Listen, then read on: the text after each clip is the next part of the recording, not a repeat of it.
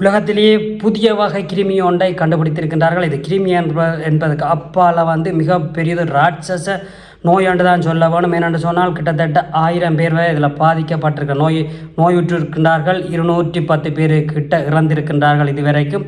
இது பெரிய ஒரு சுகாதார மையம் இதை மிகப்பெரிய எச்சரிக்கையாக விடுத்திருக்கின்றது. உலகத்தில் முழுக்கவும் இது ஒரு பெரிய பாதிப்பை ஏற்படுத்தும் என்று கூறப்படுகின்றது.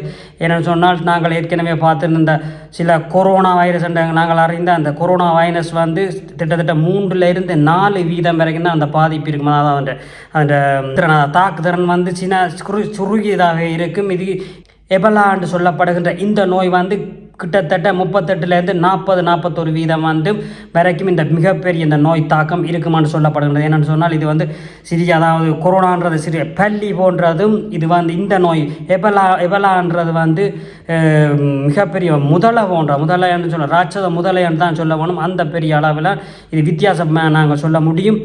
அந்த வகையில் தான் இந்த பெரிய நோய் மிகவும் தாக்கி கொண்டிருக்கிறது. எங்கே தாக்குன்றது, எப்படி தாக்குன்றது பார்க்க போகின்றோம். மிக முக்கியமான இந்த பதிவை பார்க்கணும். என்று சொன்னால் இது மிக முக்கியமான ஒரு நோயாகவே கருதப்படுகின்றது. உலக அரங்கிலே உலக சுகாதார அமைப்பு எச்சரிக்கை விடுத்திருக்கிறதை நாங்கள் பார்க்கின்றோம். அந்த வகையில் தற்சமயம் ஆப்பிரிக்கா கண்ட 2 நாடுகளில் கண்டுபிடித்திருக்கிறார்கள். அங்கே அந்த 2 நாட்டிலையும் கிட்டத்தட்ட 210 பேர் இறந்திருக்கின்றார்கள். அதில் மிக முக்கியமாக டெமோக்ராட்டிக் பப்ளிக் ஆஃப் த கொங்கோன்னு சொல்லப்படுகின்ற அந்த நாட்டிலையும், கொங்கோன்னு சொல்லப்படுகிற நாட்டிலையும், உகாண்டான்னு சொல்லப்படுகின்ற இன்னொரு நாட்டிலையும் இது மிக பாதிப்பை ஏற்படுத்தி கொண்டிருக்கின்றது. அதை விட அந்த நாட்டை சுற்றி இருக்கிற அண்டை நாடுகளான ருவண்டா, சவுத் சூடான் போன்ற நாடுகளில் மிகப்பெரிய அந்த எல்லையோரங்கள் மிகவும் கண்காணிப்பில் ஈடுபடுத்தப்பட்டு அங்கு இந்த எல்லையை கடக்கின்றவர்களுக்கு மிக முக்கிய பரிசோதனைகள் மேற்கொள்ளப்பட்டு தான் அந்த எல்லையை கடக்கின்ற சூழ்நிலையும் இப்பொழுது ஏற்பட்டிருக்கின்றது. ஏனென்று சொன்னால் இந்த வைரஸ் ஆனது மிக கடுமையான வைரஸாக இருக்கின்றது. ஏனென்று சொன்னால் இந்த வைரஸ் என்று முதல்ல கொரோனா வைரஸ் வேறு வைரஸ்கள் இரத்தத்தில் தான் பாதிப்பும், இரத்தத்தில் போய் எங்களோட உடம்பில் இருக்கின்ற வேறு எங்களோட பாகங்களை பழுதடை செய்து தான் எங்களோட மரணங்கள் ஏற்பட்டிருந்தது. ஆனால் இந்த நோயானது மிக வித்தியாசமானது. எங்களோட இரத்தத்தில் அது கலக்கப்பட்டு எங்களோட இரத்த நாளங்கள், அந்த நரம்புகள் இருக்கிற நரம்பு நாளங்கள் இருக்கின்ற இந்த நரம்புகளை பிச்சு, அதாவது அதை ஊடறுத்து அந்த பிச்சு அந்த நரம்புகளை பிச்சு தள்ளிவிடும். அந்த நரம்பில் ஓடுகின்ற அந்த பீப்பாட அந்த நரம்புகள் அதாவது கிட்டத்தட்ட அருகிற போல தான் நச்சு கொள்ளுங்கள் விளங்கக்கூடிய மாதிரி சொல்ல வேணுமான்னு சொன்னால் இந்த நரம்புகள் வெட்டுப்பட்டால் அல்லது அறந்தால் எப்படி இருக்குமோ அதே மாதிரி தான் இந்த கிருமி எங்களோட நரம்புகளுக்குள்ள போய் அந்த நரம்புகளை உள்ளுக்கு ஏற்படுத்தி அந்த தாக்கத்தை ஏற்படுத்தி நரம்புகளில் பெரிய மூட்டைகளை உருவாக்குகின்றது.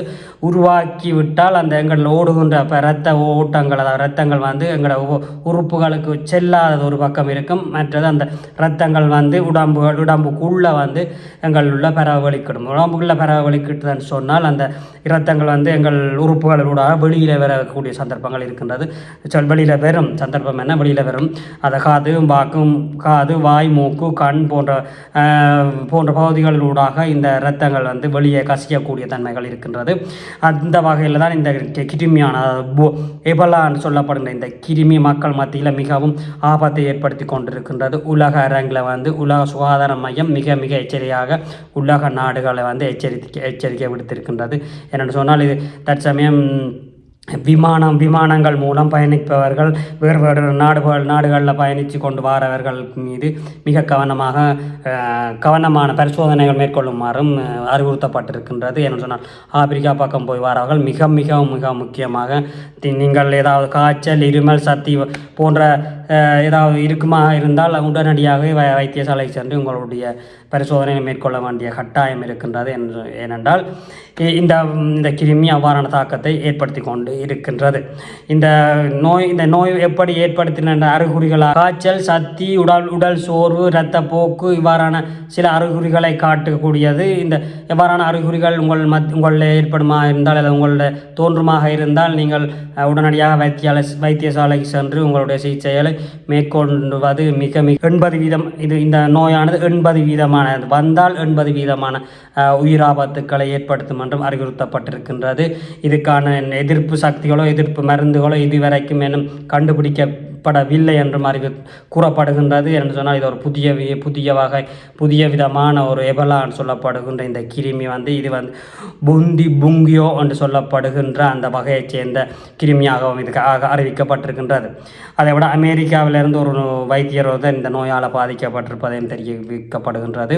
அந்த நோயாளியானவர் ஜெர்மனிலிருந்து பேர்லினில் இருக்கிற வைத்தியசாலைக்கு அனுப்பப்பட்டு சிகிச்சை அளிக்கப்பட்டு வருவதாகவும் கூறப்படுகின்றது. மிக முக்கியமாக இந்த வேர்வை இரத்தங்கள் மற்ற சக்தி அவ்வாறான அந்த எச்சல் போன்ற பகுதிகளிலிருந்தான் இது தொற்றக்கூடிய நோயாகவும் இது இருக்கின்றது. ஆகவே நீங்கள் யாராவது காய்ச்சல், சோர்வு, இரத்தப்போக்கு சக்திகளாக இருக்கின்ற நோயாளிகளிடத்திலே சென்று அருகில் செல்லாமல் இருப்பது மிக மிக முக்கியமானது.